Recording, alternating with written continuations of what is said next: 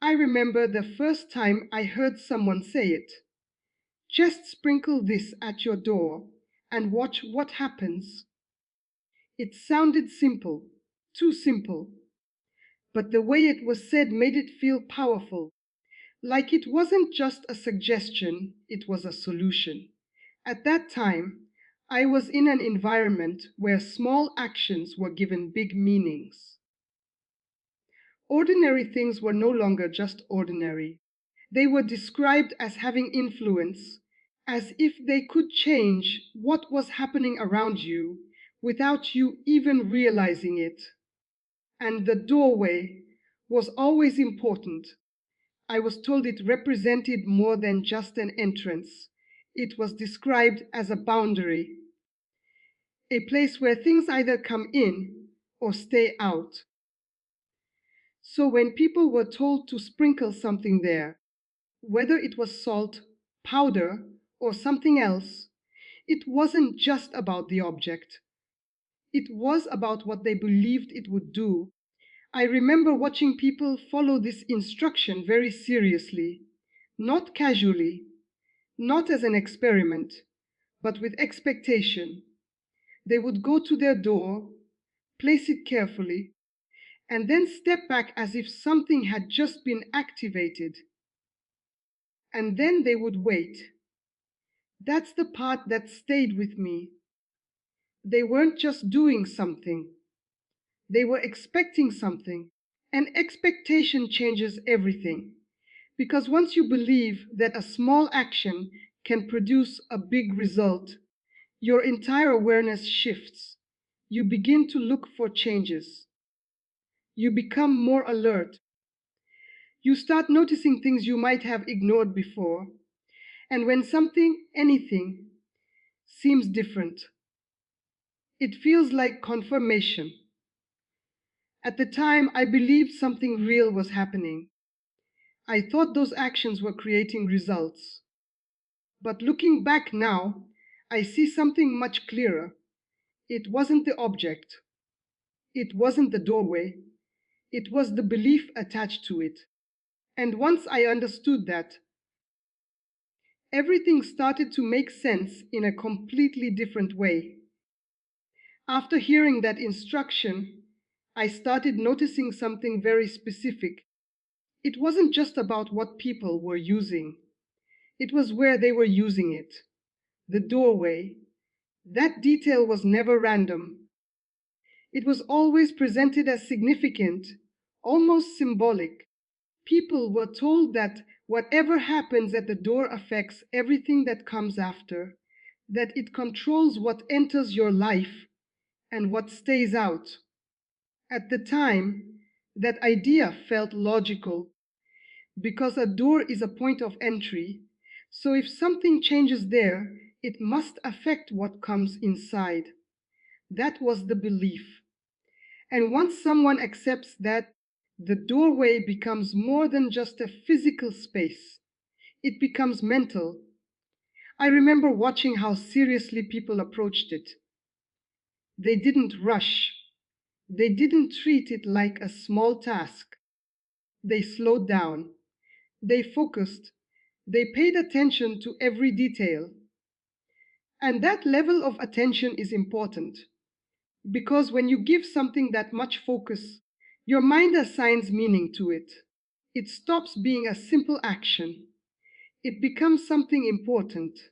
And once something feels important, your awareness increases. You start noticing more. You become more sensitive to changes. You pay attention to things you would normally ignore. That's what was really happening. Not something entering or leaving through the door, but attention increasing in the person. And that increased attention changes how you experience everything. I remember someone telling me, after I did it, things felt different. But when I looked closely, nothing had actually changed externally. Their environment was the same. Their situation was the same. The only thing that had changed was how they were observing it. They were more alert, more focused, more aware of everything happening around them. And that awareness made normal events feel significant. That's why the doorway felt so powerful, not because something physical was happening there, but because it became a focal point for belief. And wherever belief is focused, perception follows. This is the part that convinced me the most at the time. Because after people sprinkled something at their door, they started noticing changes. Not always big ones, but enough to feel real. I remember hearing things like, "Things feel lighter now. I'm not as stressed as before." Something shifted. And when you hear that repeatedly, it becomes convincing because it sounds like evidence. But what I didn't understand back then is what was actually happening beneath the surface. It wasn't the object creating the change, it was the expectation.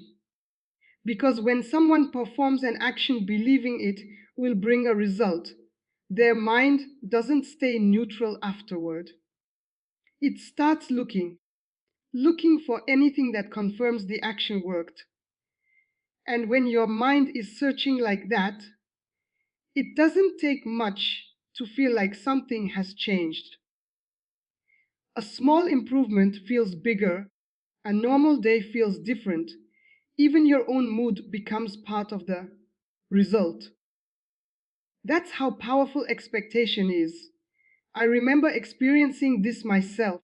After following a similar instruction, I became more aware of everything around me. My thoughts slowed down slightly, my attention became sharper, and for a moment, it felt like something outside of me had changed. But later, I realized something important. Nothing external had shifted. What changed was my internal state. Because when you believe something will protect you or improve your situation, your body relaxes. Your mind becomes less tense. You stop scanning for problems as intensely, and that creates a sense of relief.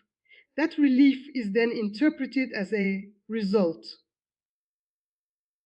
But it didn't come from the object, it came from the belief. That's the connection I didn't see before. The action creates expectation. Expectation changes your state. Your state changes your experience. And that experience feels like proof. That's why people start seeing results, not because something external has been activated, but because something internal has shifted. When I finally stepped back and looked at everything clearly, one question stayed in my mind. What was that action actually doing? Because if it wasn't the object and it wasn't the doorway, then what was creating that feeling of change? The answer was simpler than I expected. It was creating a sense of control. Think about it.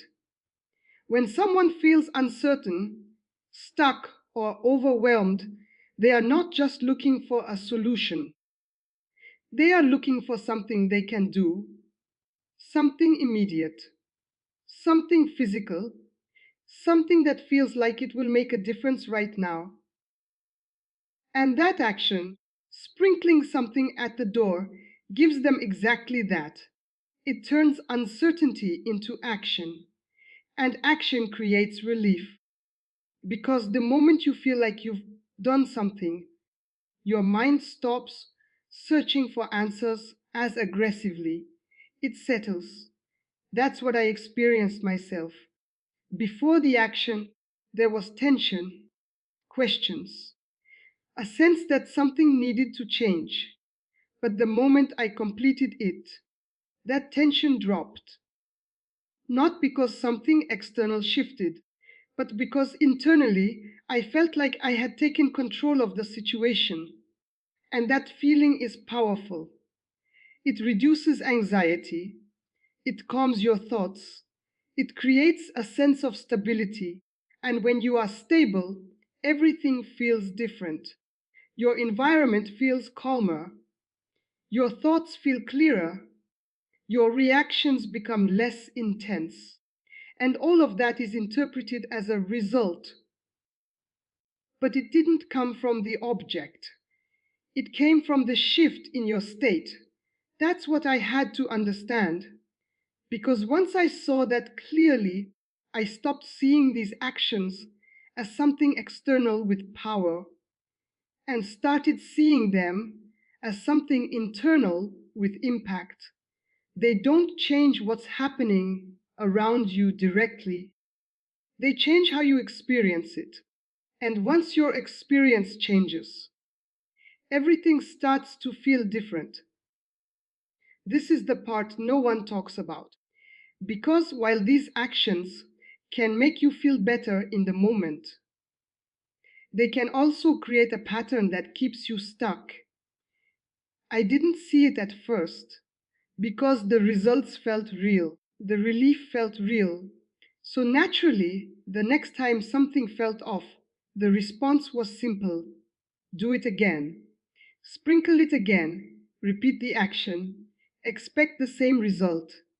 And for a while, it seemed to work, not because anything external was changing, but because each time it created that same internal shift, that same sense of control, that same temporary calm. But over time, something subtle started to happen: dependence. Instead of building clarity within myself, I started relying on the action. Instead of understanding what was actually causing my stress or uncertainty, I was covering it with a repeated behavior. And that's where it becomes a trap. Because the moment you believe that something outside of you is responsible for your peace, you start giving your control away. You feel calm only when you do it. You feel uncertain when you don't. And that creates a cycle: relief, dependence, repetition. But nothing truly changes. The situation remains the same. The mindset remains the same. Only the temporary feeling shifts. I remember realizing this clearly one day. I asked myself a simple question: if this really works, why do I have to keep doing it? That question changed everything. Because real change doesn't need constant repetition to hold itself together. It stabilizes, it stays. But this didn't. It required me to repeat the action again and again just to feel okay.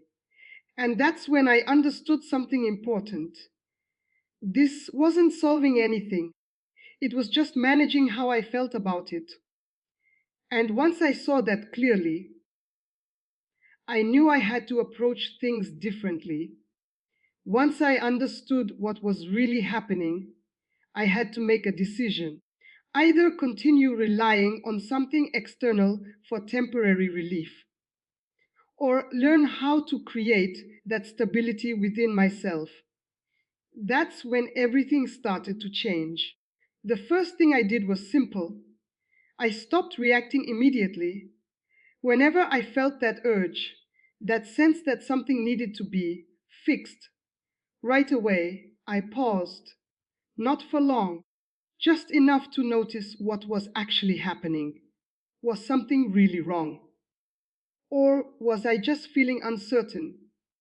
That small pause created awareness, and awareness breaks automatic patterns.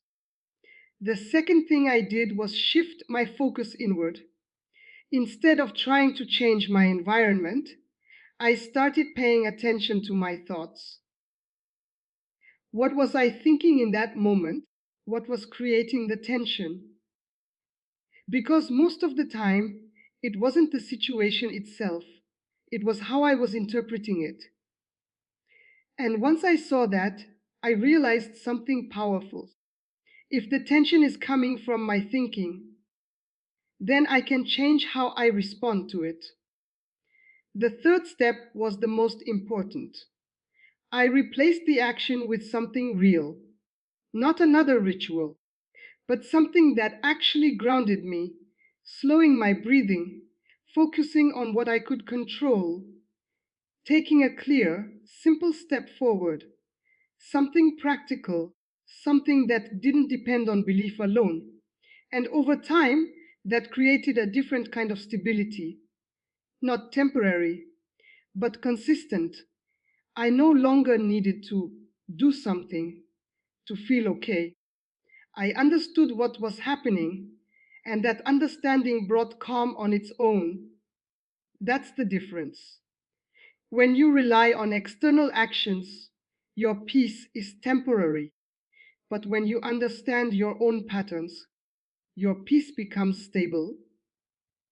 And once you reach that point, you stop looking for quick fixes. You stop reacting to every feeling of uncertainty. You start responding with clarity, and that's what actually changes your life. Not something you sprinkle at your door, but how you think, how you act, and how you move forward from that moment on. There was a specific moment when everything finally clicked for me, not slowly, not gradually, clearly. I remember feeling that same old tension again, that familiar sense that something wasn't right, that something needed to be done immediately. Before, I would have reacted without thinking. I would have gone straight to the action. But this time, I didn't move. I stayed still. And I watched what was happening inside me. The thoughts, the urgency, the need to fix something right away. And for the first time, I saw it clearly. Nothing external was happening. There was no real event, no real threat, just a feeling. And my reaction to it, that moment changed everything. Because instead of trying to remove the feeling, I allowed it to be there. No action, no ritual, just awareness. And something unexpected happened. The feeling passed on its own without me doing anything. That's when it became undeniable. The power was never in the action, it was in how I responded to the feeling. Because every time I reacted quickly before, I was reinforcing the idea that something external was needed to fix an internal state. But when I didn't react, that belief broke. I realized I didn't need anything outside of me to feel stable. I just needed to understand what was happening inside me. And once that understanding was there, the urgency disappeared, the dependence disappeared, the belief itself lost its hold. That was the moment I stopped believing in it, not because someone told me it wasn't real, but because I saw for myself what was actually happening. And once you see something clearly, you can't go back to believing it the same way again. After everything I experienced, everything I believed, and everything I had to unlearn, one truth became clear to me. Real change does not come from small external actions. It comes from internal clarity followed by consistent action. Because the moment you stop relying on quick fixes, you start building something real. I had to shift my focus completely, not on what I could place at my door, but on what I was allowing into my life through my decisions. That's where the real door is: your attention, your choices, your direction. What you focus on enters your life. What you act on grows in your life. That's the pattern I couldn't see before. I was trying to control outcomes through symbolic actions instead of controlling the only things that actually matter: my thinking, my consistency, my response to situations. And once I focused on those, everything started to change. not instantly, but steadily. I became more aware of where I was wasting time, more intentional with the steps I was taking, more disciplined in following through. And over time, those changes created real results. Opportunities didn't just appear, I noticed them. Progress didn't just happen, I built it. That's the difference. When you rely on external actions, you wait. When you build internal clarity, you move. And movement is what creates change. That's the truth I wish I had understood earlier. Because I spent time looking for something simple that would fix everything quickly. But what actually works is not complicated, it's just consistent, clear thinking, intentional action, patience with the process. That's what changes your life. Not something you sprinkle once, but something you build every day. Once I stopped relying on those actions, I had to learn something new: how to stay stable without needing anything external. Because it's one thing to understand the truth, it's another thing to live it every day. The first thing I focused on was awareness. Every time I felt that old urgency, that need to fix something quickly, I didn't ignore it. I noticed it. That alone made a difference. Because when you notice a pattern, it stops controlling you automatically. The second thing I built was a simple routine, not a ritual based on fear, but a structure based on clarity. Starting my day with intention, knowing what I need to focus on, taking small, consistent actions. That gave my mind direction. And when your mind has direction, it stops searching for unnecessary solutions. The third thing was protecting my attention. Because I realized something important. What you constantly focus on shapes how you feel. If you keep exposing yourself to ideas that create fear, urgency, or confusion, your mind will stay in that state. But if you focus on clarity, progress, and what you can actually control, your state changes. So I became selective with what I listened to, selective with what I believed, and that created stability. The fourth thing was patience. This was not easy at first, because part of me still wanted instant results. But I had to remind myself, real progress takes time. And once I accepted that, I stopped looking for quick fixes. I stopped reacting to every small discomfort. I stayed consistent, and consistency created confidence. That's what protects your peace. Not doing something oncey, but building habits that keep you stable every day. And once that stability is there, you don't feel the need to react anymore. You don't feel the need to fix everything immediately.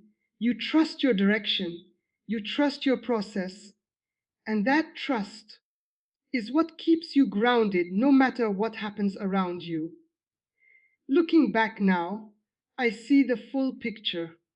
The sprinkling at the door wasn't magic. It wasn't the object. It wasn't even the doorway itself. It was a mirror showing how much I relied on external actions to feel safe. A mirror showing how easily I gave my power away to something outside myself. A mirror showing how little I trusted my own awareness, my own judgment, and my own choices. Once I realized that, everything shifted. Because the truth is simple. You don't need rituals to protect your life. You don't need objects to guard your peace.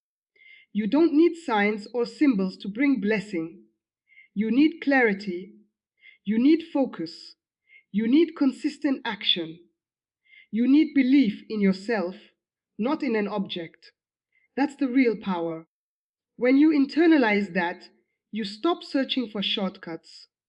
You stop looking for instant solutions. You start moving forward deliberately, intentionally, and confidently. And the results, they come naturally. Opportunities appear, decisions become easier, your sense of control grows, your peace becomes stable, not because something external changed, but because you changed. And that's the ultimate lesson. It's never about what you sprinkle, it's about what you build inside your mind, your focus, your consistency, your identity. Those are the true gates of your life. Everything else is just temporary relief, a shadow of the real power that already lives within you. Once you realize that, you can walk through life confidently, grounded, and unstoppable. And that is what no object, no doorway, and no ritual can ever take away from you.